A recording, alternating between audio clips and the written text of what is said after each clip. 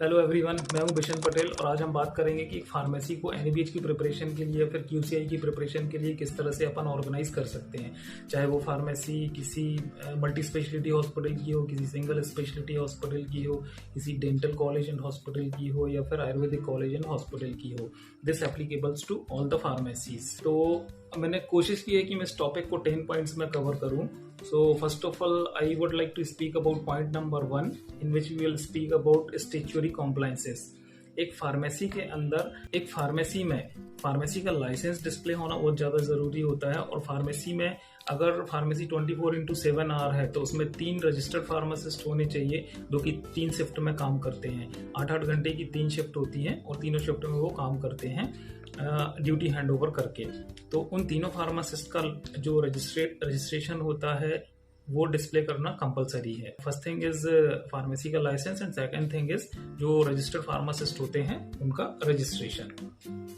Okay, I come to the point number 2 now. Second point ये indicate करता है कि एक जो फार्मेसी होती है उसमें जो फार्मासिस्ट होते हैं वो वेल बिहेव्ड होना चाहिए, वेल ट्रेन्ड होना चाहिए, एजुकेटेड होना चाहिए, रजिस्टर्ड होना चाहिए, and they must have the knowledge of medicine what they are going to dispense. Would like to speak about point number 3। Point number 3 में हम जानेंगे कि इसमें जो फार्मेसी के अंदर जो मेडिकेशंस होती हैं वो किस तरह से ऑर्गेनाइज करते हैं, किस तरह से रखते हैं। तो जो मेडिसिन्स होती हैं उनको कैटेगरी वाइज डिवाइड करते हैं और अल्फाबेटिकली, बेसिकली मैं बोलूँगा कि अल्फाबेटिकली उनको जमाते हैं। जो कॉर्नर होते हैं, रैक्स होते हैं, उनमें स्टिकर लगाते हैं ए से लेके जेड तक, ABCDEFG, और अल्फाबेटिकली मेडिसिन्स जो होती हैं उनको स्टोर करते हैं या फिर रखते हैं ताकि उनको पिक करने में या फिर डिस्पेंस करने में भी आसानी हो, उनको ढूंढना ना पड़े ज़्यादा या फिर सर्च ना करना पड़े। तो इस तरह से फार्मेसी में अल्फाबेटिकली मेडिसिन जमाते हैं। I come to the point number 4 now. और पॉइंट नंबर 4 में हम बात करेंगे लासा मेडिसिन के बारे में। और लासा मेडिसिन का सबसे पहले फुल फॉर्म जानेंगे LASA, जिसका फुल फॉर्म होता है लोक alike and sounds alike medicine. तो बहुत सारी मेडिसिन होती हैं जिनको हम अगर देखते हैं तो वो दिखने में एक सी दिखाई देते हैं, जैसे कि आप स्क्रीन में देख सकते हैं। ये जो मेडिसिन के नाम लिखे हुए हैं स्क्रीन में, इसको अगर हम देखते हैं, इन मेडिसिन को देखेंगे तो ये दिखने में एक सी दिखाई देती हैं, इसलिए इनको लोक अलाइक मेडिसिन बोलते हैं। सिमिलरली साउंड्स अलाइक मेडिसिन होती हैं, तो जो साउंड जब हम प्रोनाउंशिएट करते हैं और मेडिसिन का नाम बुलाते हैं तो वो मेडिसिन एक सी सुनाई देती हैं। तो इन मेडिसिन को बोलते हैं साउंड्स अलाइक मेडिसिन, जैसा कि आप स्क्रीन पर देख सकते हो, कुछ एग्जाम्पल्स उसमें दिए हुए हैं। पॉइंट नंबर 5 में हम बात करेंगे हाई रिस्क मेडिसिन की।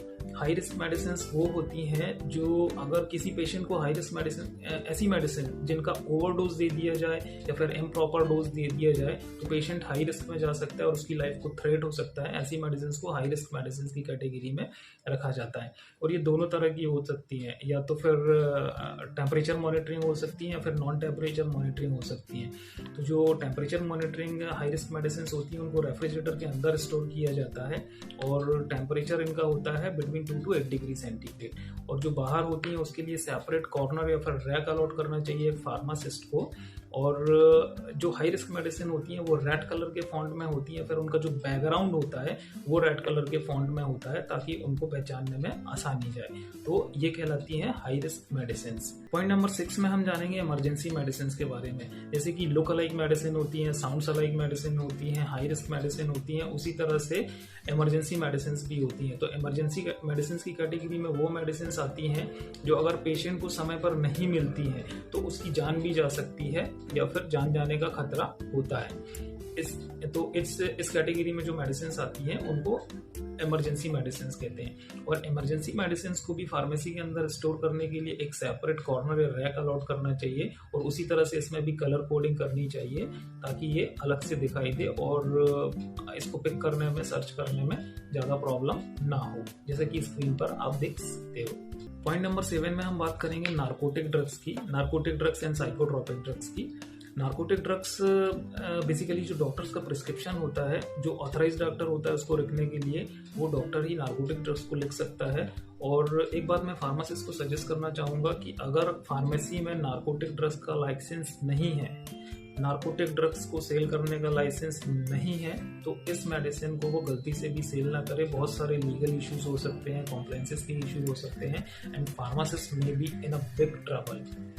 और अगर लाइसेंस है तो इसको गाइडलाइन के अकॉर्डिंग ही डिस्पेंस करे। और इसको स्टोर करने का भी जो तरीका होता है वो डबल लॉकर में होता है। जैसे कि स्क्रीन पे देख सकते हो जो पिक्चर दिखाई दे रही है, इस तरह से एक डबल लॉकर मार्केट में अवेलेबल होता है, जिसमें इसको स्टोर किया जाता है और सेल किया जाता है। ओके, पॉइंट नंबर 8 में हम बात करेंगे एक्सपायरी मेडिसिन के बारे में। एक तो एक्सपायरी मेडिसिन फार्मासिस्ट को फार्मेसी के अंदर रखनी नहीं चाहिए। एज पर गाइडलाइन जो नियर एक्सपायरी मेडिसिन होती हैं वो 3 महीने पहले ही फार्मेसी से रिमूव कर देनी चाहिए, या फिर जिस डिस्ट्रीब्यूटर के यहाँ जिस कंपनी से परचेज की है उनको रिटर्न कर देनी चाहिए ऑन रिकॉर्ड। पर फिर भी अगर कभी कोई किसी भी तरह की कोई मेडिसिन होती है जो एक्सपायर हो जाती है फार्मेसी के अंदर, तो फार्मेसी में एक कॉर्नर में सेपरेट प्लेस अलॉट करना चाहिए और उसमें कुछ ऐसा लिखा हुआ नोट होना चाहिए कि एक्सपायरी मेडिसिन, ताकि एक जो भी फार्मासिस्ट होते हैं या फिर जो फार्मेसी इंचार्ज होते हैं, परचेस मैनेजर होते हैं, जो फार्मासिस्ट ड्यूटी शिफ्ट या चेंज करके आता है, उसको ये पता चल सके कि यहाँ पे एक्सपायरी मेडिसिन रखी हुई है। I come to the point number 9, हम जानेंगे टेम्परेचर मॉनिटरिंग डिवाइस के बारे में। जैसे कि स्क्रीन पर आपको दिखाई दे रही है, इसको टेम्परेचर मॉनिटरिंग डिवाइस बोलते हैं और ये डिवाइस रेफ्रिजरेटर से कनेक्टेड होती है। बेसिकली इस डिवाइस का जो फीचर होता है, फंक्शन होता है, ये रेफ्रिजरेटर के अंदर जो टेम्परेचर होता है उसको इंडिकेट करती है कि अंदर का टेम्परेचर कितना है। तो ये जो जितनी भी मेडिसिन होती हैं जो रेफ्रिजरेटर के अंदर स्टोर हुई होती हैं, उसको टेम्परेचर को मॉनिटर करता है और मेडिसिन की क्वालिटी को बनाए रखने के लिए, मेंटेन करने के लिए डिवाइस बहुत ज़्यादा ज़रूरी होती है। और एक फार्मासिस्ट को 24 घंटे में 3 बार, कम से कम 3 बार टेम्परेचर मॉनिटर रिकॉर्ड करना पड़ता है अपने रजिस्टर में, हर 8-8 घंटे की शिफ्ट में, कि वो टेम्परेचर मॉनिटरिंग डिवाइस ठीक से इंडिकेट कर रही है या नहीं, या फिर रेफ्रिजरेटर के अंदर का टेम्परेचर सही है या नहीं है। और अगर नहीं है तो फिर accordingly pharmacist has to manage the things. At the last but not the least, point number 10। Point number 10 में एक फार्मासिस्ट को फार्मेसी कमेटी ऑर्गेनाइज करनी पड़ती है अपनी फार्मेसी को सिस्टमैटिक काम करने के लिए।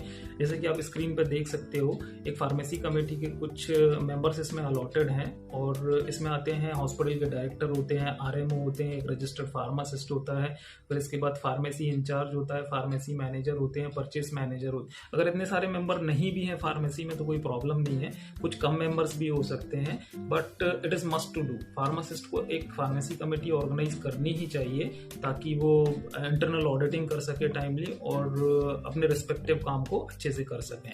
तो ये कमेटी होना बहुत ज़रूरी होता है। So it was all about what I wanted to discuss through this video to organise a pharmacy. Thank you so much.